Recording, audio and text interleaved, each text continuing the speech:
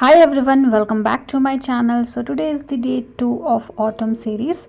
In day 1 we have learned these two elements. If you want, you can get a link into my description section and you can just have a look around.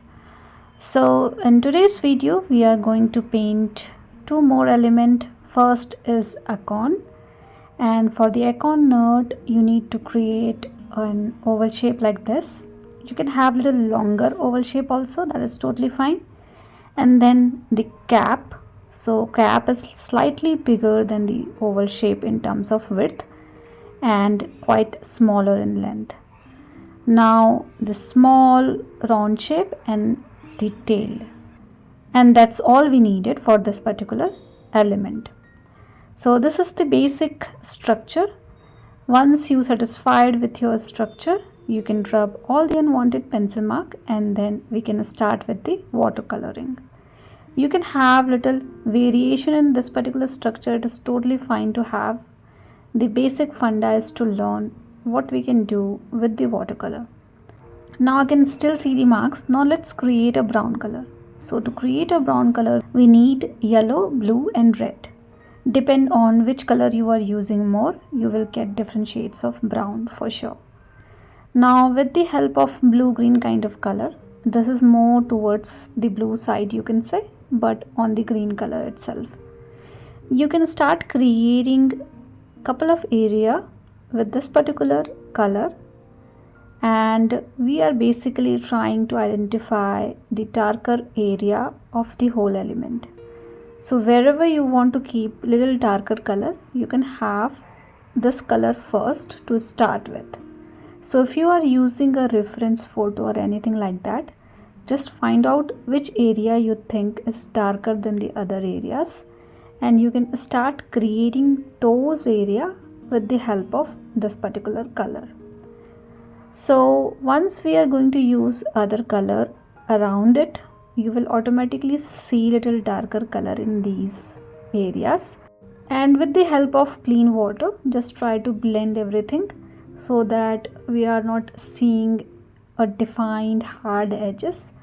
So I'm blending color with the help of clean water a little bit, and that's all we needed with this particular color.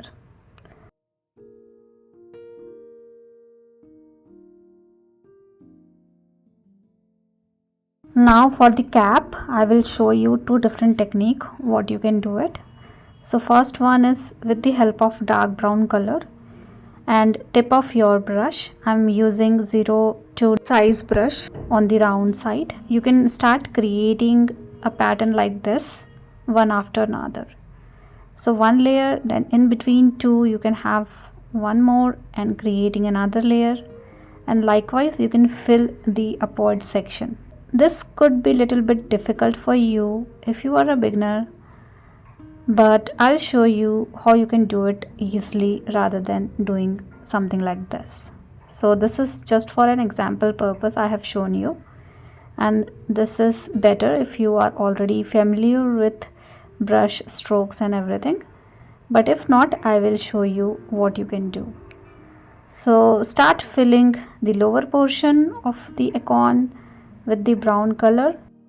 I'm using brown color and I'm trying to fill the whole area, but I'm also trying to keep a fine negative space on right side.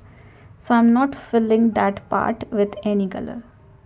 So keep that area blank and rest other you can paint it using brown color. You can also go around the cap of the acorn because I'm going to show you another way to paint it, and that's all we needed for the first layer. Also you can lift a little bit of color with the help of tissue paper, adding more water into that particular area to make one more shiny area. So this is the another way of creating the similar thing.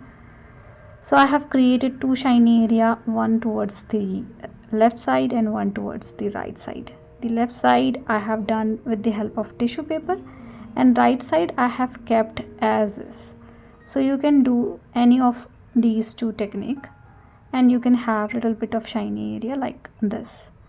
Now with the help of brown color itself, I'm going again with my brown color around the darker color that we needed, and you can have more and more darker color, and you can have more layers, and you can do it until you satisfied with your structure. So I'm adding little extra brown color around the area that I have, around the tip of the acorn, around the cap side, around the fruit area. So you can do it until you satisfied, but don't overdo it.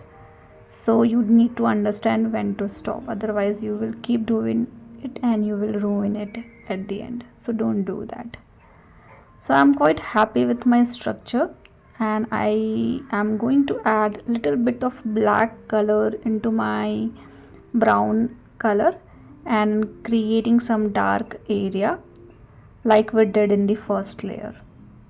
So you can repeat the same thing and create some dark patches around this particular structure as per your reference photo maybe, or you can do it by your own. Now keep it aside and let's do the another element. So another element is acorn leaf, and for that you can start creating a string and then substring like these. I'm keeping the substring bigger in the middle and smaller towards the downward direction and upward direction. And as per the length, you can start creating these curves. So if the length is bigger, you will have little longer pattern around that particular area, and likewise you can draw a simple leaf like this. Now I'm rubbing it with the help of eraser. I can still see the mark. Make sure you are also able to see it.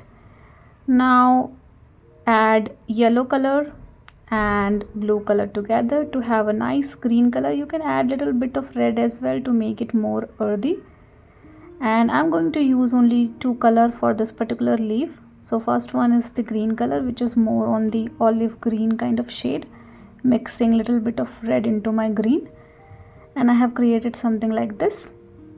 You can choose whatever color you like to have, because you can have only green color, darker and lighter. You can have yellow, brown color, you can have green or brown color. So in this one I want to keep it on the dark side, and that is why I'm using green color first, and then I'm going to use brown color. So just fill everything with this particular color slowly, carefully, gradually. Take all your time to do this thing and maintain the shape of the leaf. So that is very important, because this is too curvy, so this could be little difficult if you are a beginner, but do it slowly and carefully and you can do it easily, and fill whole area with the help of green color. I'm using 02 round brush, but if you are not finding anything similar to this, don't worry. You can start with any of the smaller brush that you have, and try to take control over that particular brush. So you can start creating some smaller element and some bigger element with that particular brush, and you will eventually feel you have control over your brush and you can do these kind of things easily. So I'm done with filling the sleeve with the help of green color. Now let's make a brown color. Again, you can have all three primary colors together to have a nice brown shade. And because this is earthy green and brown, so eventually we will see hint of brown color around the edge, and maybe little bit of green in between. So I'm going around the edge with the help of brown color, and just adding more brown around the edge area. So my sheet is already wet, and these two color blend with each other easily. So make sure you're also doing it when your sheet is wet. If it is not, you can just use damp brush and try to blend color around the edges, and that is how you can do it if your sheet have dried. Now one thing I realized while doing it, I have used too much of brown, but I should have used little bit of green in between, but I have done too much of brown. But you can fix that thing using lesser brown color only around the edge. So that is something you can do, and let it dry completely. Once it gets dried completely, we can start with the next step.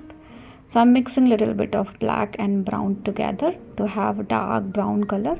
And with this particular color, I am going to create some crisscross pattern around the cap of this particular nut. So this is the another way creating some texture in this particular area, and this one is easy way to do. So either you can choose the first way which I have shown you earlier, or you can use this particular way to create some extra texture around the cap, and you can have some patches of black as well in between. Also you can try adding some more lines, curves and pattern to finish this particular nut. So that's all we need to do here. I'm adding little bit of extra texture and pattern with the help of darker color, but make sure you are not overdoing it. So you need to understand when to stop, which is very difficult, to be frank, because I need to remind myself again and again, like I have to stop. So don't do it. And I think we are done. Now let's create some line and pattern around the leaf area with darker color. You need to do this particular step when your leaf have dried completely, otherwise you will not able to see these lines.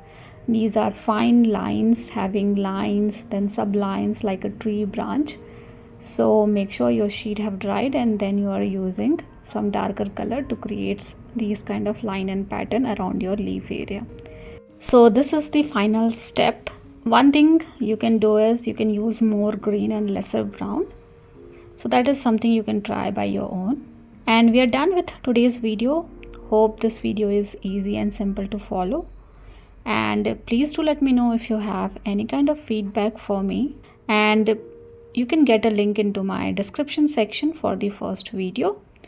And thank you so much for watching. See you all in the next video with one more simple tutorial.